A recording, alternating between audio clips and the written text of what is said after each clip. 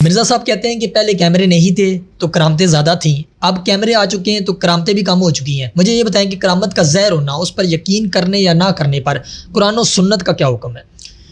دیکھیں، سب سے پہلے جو کرامت کا نظریہ اور عقیدہ ہے، اس کو قرآن و سنت کی روشنی میں ماننا ضروری ہے۔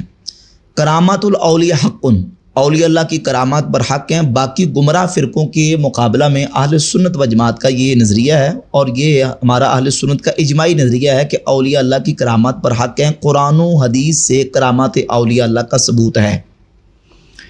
ہاں، البتہ یہ ہے کہ کسی کرامت کے لیے اس کا ثابت ہونا بھی تو ضروری ہے نا۔ اگر کوئی کرامت ثابت ہے تو اس کو ہم یقیناً مانیں گے، اس کا انکار نہیں ہو سکتا۔ اب ان لوگوں کا مسئلہ یہ ہے، مرزا جیلمی یا اس طرح کے جتنے آزاد خیال قسم کے لوگ ہیں جنہوں نے اولیاء اللہ اور صوفیہ کے خلاف اپنی زبانیں تان دراز کرنی ہوتی ہے، وہ کرامات کے حوالے سے ایک دو باتیں بنیادی جو کرتے ہیں نا، اپنے سمجھیں ٹکاؤسلے انہوں نے رکھے ان کو پیش کرتے ہیں، اور وہ صرف ٹکاؤسلے سے بڑھ کر اور کوئی چیز نہیں ہے۔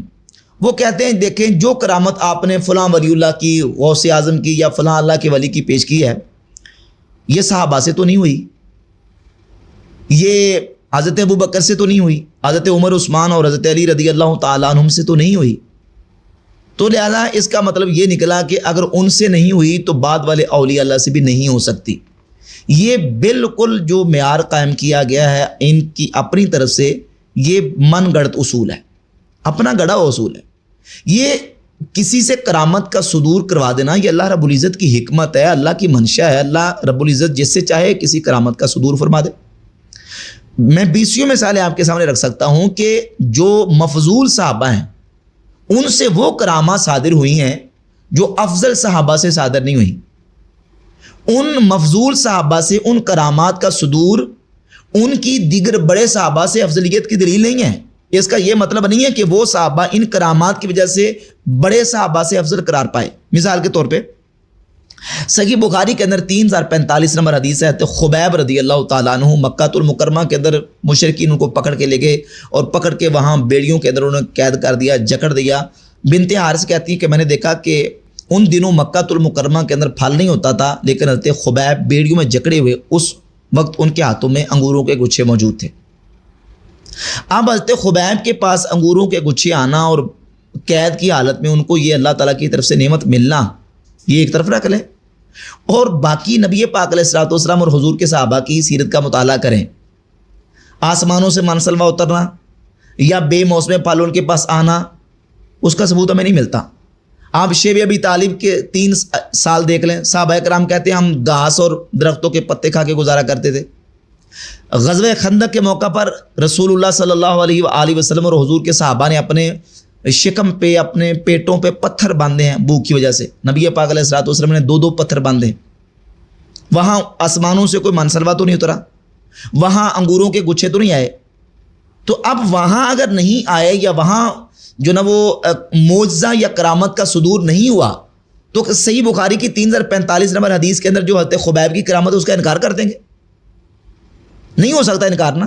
اسی 3045 کے اندر ہے ایک صحابی عاصم رضی اللہ تعالیٰ انصاری، اور ان کے ساتھیوں کو مشرکین نے قتل کر دیا، تو ان کے سرداران مشرکین نے یہ کہا کہ تم ان کے اعضاء کو کاٹ کے لے کے آؤ تاکہ ہمارے پاس ثبوت ہو کہ تم ان کو قتل کر کے ہو۔ اللہ تعالیٰ نے انتظام یہ کیا کہ ایک بڑوں کا بہت بڑا جھنڈ آیا، جسے پنجابی میں پونڈ کہتے ہیں، وہ بڑوں کا جھنڈ آیا اور آ کے ان کے اوپر چھا گیا، اور مشرکین ان کے اعضاء نہیں کاٹ سکے، نقصان نہیں دے سکے، ان کو مسرا نہیں کر سکے۔ لیکن جنگ احد کے موقع پر آپ دیکھ لیں صحابہ کرام کو کتنا نقصان ہوا۔ سیدنا امیر حمزہ رضی اللہ تعالیٰ عنہ کے ساتھ کیا معاملہ پیش آیا۔ حالانکہ حضرت امیر حمزہ رضی اللہ تعالیٰ عنہ کا جو مقام ہے وہ حضرت عاصم سے کہیں بڑھ کر ہے۔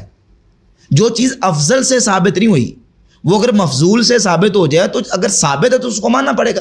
تو ایک بہت بڑا ٹکاؤسلہ ان کا یہ ہے کہ دیکھیں جی کہ وہ صحابہ کرام سے کیوں نہیں ہوئی۔ بھائی یہ اللہ کی حکمت ہے۔ اللہ رب العزت نے لوگوں کے ایمان کو مضبوط کرنے کے لیے اور اپنے دین کی نصرت کے لیے اور مسلمانوں کی تائید کے لیے کرامات کا تابعین سے، تبع تابعین سے اور بعد کے اولیاء اللہ سے بہت زیادہ ظہور اور صدور فرمایا ہے۔ یہ اللہ کی حکمت ہے، اور اس کے اندر بہت ساری وجوہات بیان کی جا سکتی ہیں، بہت سارے اس کی حکمتیں بیان کی جا سکتی ہیں۔ باقی رہی بات یہ کہ کیمرے ہیں اس وقت اور اس وقت کیمرے نہیں ہوتے, اس وقت زیادہ تھیں, اب کیوں نہیں ہیں؟ تو اب بھی اللہ رب العزت جس سے چاہے کرامات کا صدور کروا دیتا ہے. تو اگر آپ بات کرتے ہیں لاجک کی, تو پھر مجھے یہ بتائیں کہ امام بخاری, امام مسلم اور دیگر محدثین وہ حدیث کے کتنے بڑے حفاظ تھے؟ لاکھوں حدیثیں انہیں سند اور متن کے ساتھ مکمل یاد ہوتی تھیں, لاکھوں حدیثیں. تو کیا آج کوئی ایسا آپ کے سامنے محدث ہے امام بخاری کے پائے کا, امام مسلم کے لیول کا, جس سے لاکھوں حدیثیں بما سند اور متن یاد ہو؟ نہیں. اگر آج نہیں ہے تو کیا امام بخاری اور مسلم کے حافظے کا انکار کر دیں گے؟ نہیں کریں گے نا.